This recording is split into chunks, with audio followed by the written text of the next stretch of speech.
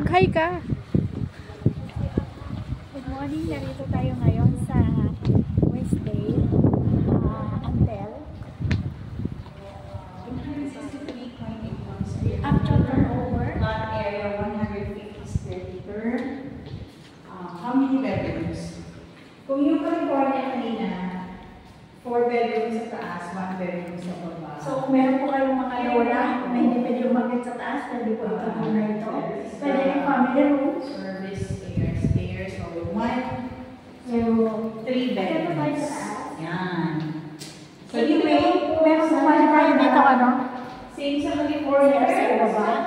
Bedroom. So, ito pwede snack room. Yan. So, yan po. This is a complete turnover. So, mapapansin niyo po Ito yung station lang. At ito po yung ating garahe.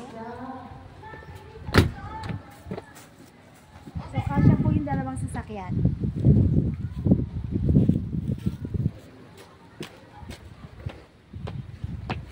Yan, ito na yung mga bakit.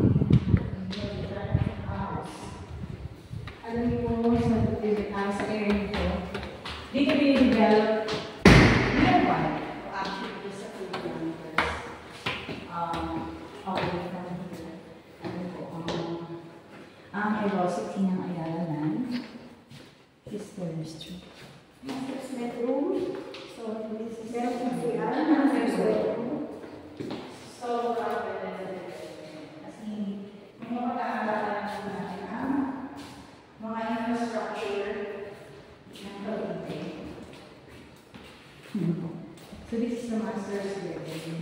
This is second room.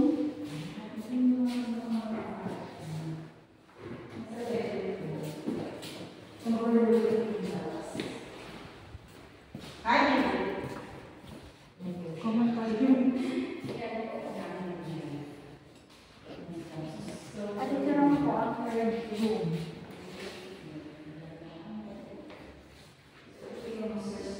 So, baba po tayo para makita po natin yung living room at saka yung kitchen. Sa mga nanonood po dyan ng live po ngayon at sa mga interested po na mag-invest sa house po.